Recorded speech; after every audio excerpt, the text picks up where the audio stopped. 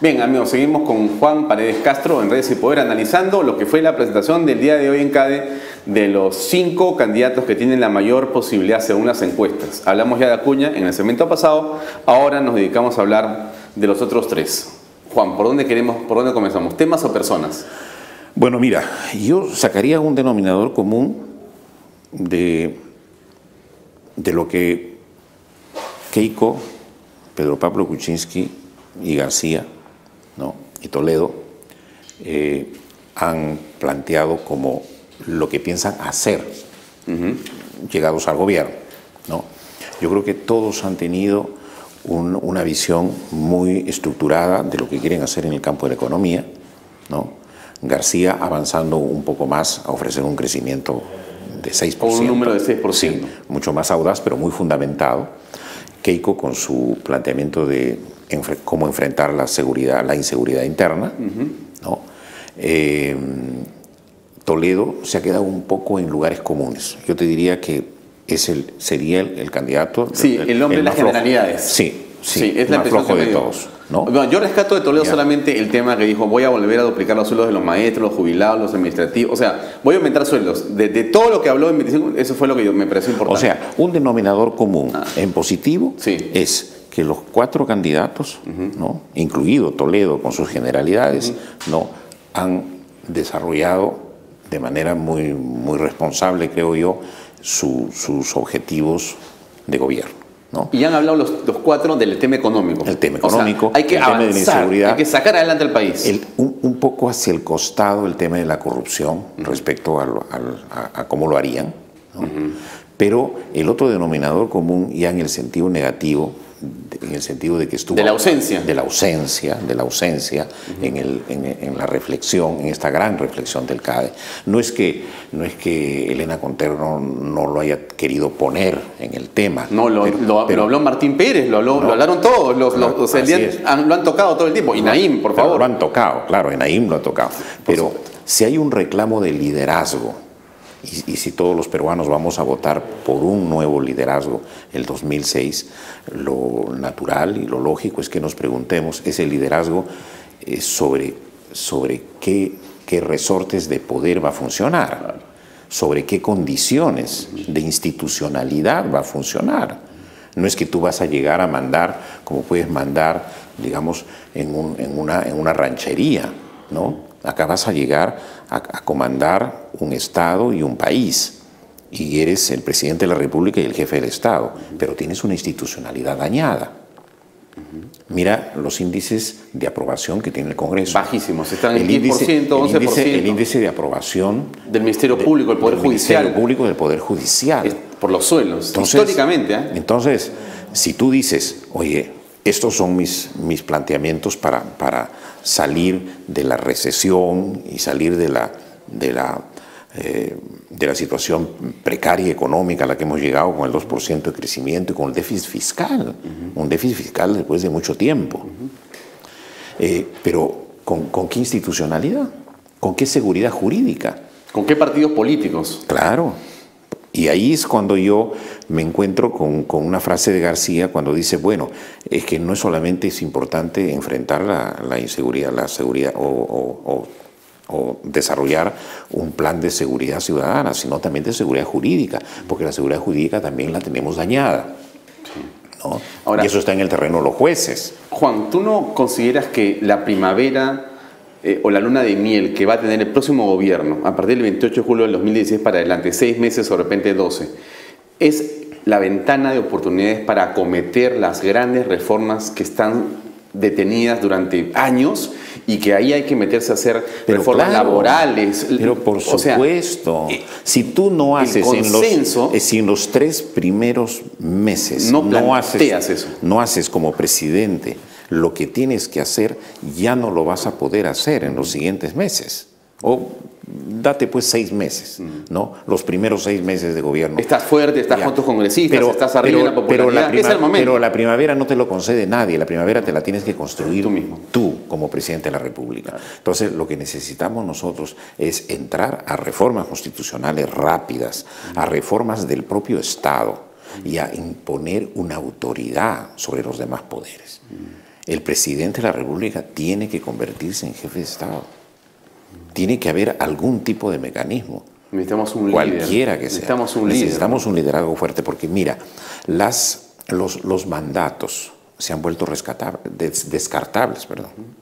El mandato de la vicepresidenta Marisol Espinosa, un mandato descartable.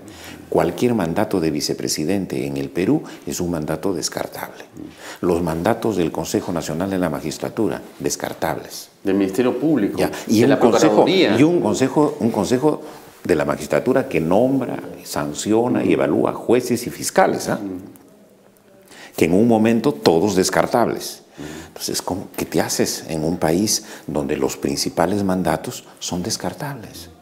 Tienes a un presidente regional como Waldo Ríos en Huaraz, absolutamente con un mandato descartable, porque casi todos los 300 millones de soles de su presupuesto están volviendo ahora a fin de año a Economía y Finanzas porque no se gastó, porque no hubo gestión. Ahora, Juan, esto ocurre y no sé si tienes esa sensación, ¿no?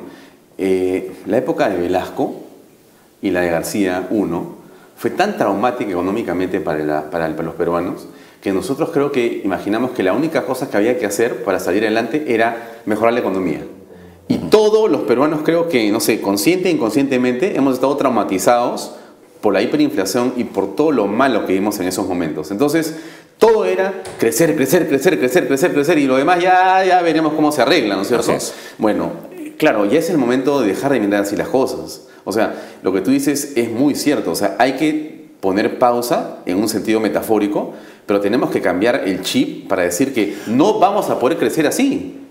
O sea, tenemos un lastre en el país en este momento que tiene que ver con que no hay instituciones. Porque nos hemos acostumbrado a que los índices de aprobación de nuestras mayores instituciones, es decir, de las instituciones que deciden tu suerte, el señor Humala, que te firma un decreto y puede cambiar tu situación desde mañana.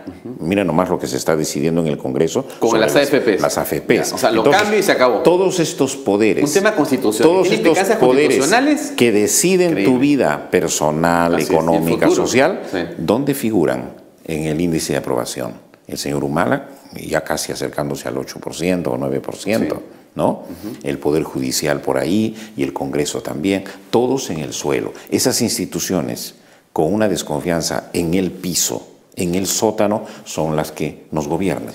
Pero te hago una pregunta ahí. Mira, ¿qué pasa con el alcalde de Lima? Yo estoy sorprendido porque no lo escucho y tiene 63% de aprobación en las encuestas que aparecen. O sea, este hombre... Para mí es un fenómeno que habría que estudiar de alguna manera. Son los liderazgos, pues. Pero no, perdón, claro, ¿dónde lo ves al señor Castañeda? Lo que pasa es que la gestión municipal no es una gestión propiamente política, entonces no necesita de ningún discurso que esté por delante ni al costado. Ya, hay que hacer obras. Entonces, prácticamente es un cargo gerencial, ¿no? Revestido de investidura política, sí, por supuesto, porque es un cargo ungido por el voto popular. Porque esa institución sí da la impresión que está funcionando, porque la gente cuando le preguntan dice que está haciendo obra. Ese es el objetivo. Bueno, yo me doy cuenta por una sola prueba, ¿no? Yo viajo una vez al mes a Huaraz y viajo por el norte. Y yo siempre he medido mi tiempo. 2 horas para salir desde Lima hasta Ancón. Ahora estoy saliendo en 45 minutos. ¿Y eso por qué? Porque encuentro que se está ganando mayores espacios para mayores carriles de salida, ¿no? Mayor orden en el tránsito. Entonces uno se pregunta, bueno, ¿quién lo hace? Alguien lo está haciendo. No es marketing, no es publicidad, son obras, ¿no? O sea, sí, pues la gente finalmente lo que quiere son soluciones a los problemas. Pero mire el daño que le hace la falta de institucionalidad, es decir, jueces, fiscales honestos a la situación en el Callao. Imposible, da la impresión que ahí se ha perdido el Callao fue un tiempo ejemplo de orden y desarrollo. Claro, ¿no? Claro. Y hoy día, más bien, yo no sé. Hasta los delincuentes habían vuelto a tener un lugar de sociabilización, digamos. Claro, era un ejemplo, ya eran, o sea, los chicos buenos, habían vuelto los chicos malos, habían vuelto los chicos buenos. Así es. Pero hoy día es un espacio enrarecido, pero además donde no hay aparentemente ningún tipo ya de control. O sea, pero el control, no sé, policía, jueces, fiscales, todo el mundo está como aterrado ahí, ¿no es cierto? Eso es tierra de nadie, ¿no es cierto? Ya se está pensando y hablando de toque de queda, de toque de sitio, o sea, ya hemos perdido el control en una circunscripción que está en Lima, al costado de Lima, o sea, eso es históricamente... La recuperación de esta institucionalidad y la recuperación de nuestros mandatos populares tenemos que discutirlo y llevarlo a un ámbito de reflexión y sobre todo de acción, ¿no? Porque tiene que funcionar y tiene que ser rápido, Juan. O sea, aquí no hay espacio para que... Por eso es que me hubiera gustado escuchar planteamientos de parte de ellos. De qué tendrían que hacer. Sí. Solo cuando García dijo, yo seré el jefe de Estado y trataré de ejercer un liderazgo sobre el tema de la justicia, pero ahí se quedó. No fue más allá. Y yo tengo la impresión que Keiko, no sé, también la siento como media decidida. No sé si Pedro Pablo tenga la capacidad política, porque yo siento que Pedro Pablo es un hombre con capacidades intelectuales y de gestión, pero no estoy seguro si Pedro Pablo tiene la capacidad y la fe en la política. No estoy seguro. Pero mira cómo es la suerte peruana. Hay una especie de tendencia a empoderar todo lo que es económico y a cuidarlo mucho, ¿no? Sí. Por ejemplo, nuestro sistema monetario, tú lo blindas, ¿no? Claro. Oye, pobre del Perú, que empiece a devaluarse tu sol, pero ¿no te importa que el Congreso se devalúe? ¿No? Que esa otra moneda que es nuestra legislación y nuestras leyes se devalúen, bueno, no importa, pues. Pero son las leyes que te van a hacer funcionar como país y como Estado. Entonces, ¿cómo tú defiendes tu moneda y no defiendes lo otro? Pero fíjate, Juan, ¿no? ahí empoderas a tu ministro de Economía y no te importa quién puedes tener como primer ministro. Ahí es algo que es bien importante, ¿no? ¿Cómo hacer entender a las personas que nos ven, por ejemplo, la importancia, caramba, de votar mejor por esos congresistas? Pero claro. Oye, y que un presidente, fíjate lo que el Congreso ha sido estos 5 años. Y que un presidente designe bien sus gabinetes, porque es su gobierno, ¿no? Escoges muy bien un ministro de Economía porque dices, oye, con la economía no hay que meterse, está el bolsillo de la gente, ¿no? Está nuestro destino monetario, financiero. Y luego dices, bueno, yo nombro a cualquier Perico Palotes como primer ministro. Cuando ese primer ministro es tu gran coordinador, y es tu jefe de gobierno que te va a acompañar, ¿no? Además genera tantas cosas importantes un buen PCM, ¿no? Un buen presidente. Esa ha sido la gran falla de Humala. Sí, pues, ¿no? Lamentablemente sí, lamentablemente sí. Bueno, para terminar, Juan, una reflexión que te deje el CAE en general. Tú has escuchado algunas cosas, leído en los periódicos. ¿Qué sientes? Mira, yo siempre he tenido la observación, no la crítica, porque al CADE siempre, la CADE, las conferencias anuales, las CADE siempre han sido importantes y muy decisivas para el Perú. Yo siempre reclamaba y decía, bueno, ¿por qué cada edición de CADE no se hace aterrizar, digamos, en el trabajo de cada gobierno, ¿no? Sobre todo estos CADE que se ubican entre la salida de un gobierno y la entrada del siguiente. Así es. ¿No? Pero quizás una ocasión más... yo más bien pienso que el CADE anual debiera tener una repetición, digamos, en algún momento, ¿no? Pero también pienso en una autoconvocatoria de Estado y de gobierno, ¿no? que nunca hay, ¿no? Un CADE que el gobierno sea el que lo promueve. Que lo promueva. Una vez al año también. Lógicamente, claro. Porque esto es una especie de repaso, ¿no? De examen, ¿no? La CADE se abre para examinar al gobierno. Sí, vemos las cifras y hacemos proyecciones, claro, lo que ha pasado, ¿no? Claro, pero ¿en qué momento el Estado y el gobierno se hacen un autoexamen? Sí, ¿en qué momento? Claro. Tienes razón. Muy bien, pero yo creo que ha sido positivo. Es positivo. Yo creo que la CADE ha sido muy positivo. Yo creo que su impacto se nota, ¿no? Sí, finalmente rescato la labor de los medios en esta CADE, sobre todo. Tengo la impresión de que los medios han jugado un papel muy importante. Creo que no ha ocurrido eso de que lo que se dice en CADE queda en CADE, ¿no? Sino aquí creo que sí ha servido la labor de las redes sociales, los medios, eso es importante. Yo he sentido que ha trascendido esto. Sí, y eso es buenísimo para el país. Eso por supuesto. Bueno. Hemos discutido mal que bien los temas nacionales. Pues necesitamos más espacios de debate, más espacios de reflexión, porque todos los demás nos quedan chicos y todos los demás espacios de debate, como el Congreso, por ejemplo, o los partidos políticos, o no existen o están desacreditados. Es verdad. Gracias, Juan, por tu presencia. Gracias a ti, Alfonso. Bien, amigos, vamos a una pausa comercial y regresamos con algo bien interesante. Tenemos una entrevista con un especialista en campañas políticas. No les digo quién, esperen a la pausa comercial y regresamos con esa entrevista que les va a interesar mucho. Gracias, permiso.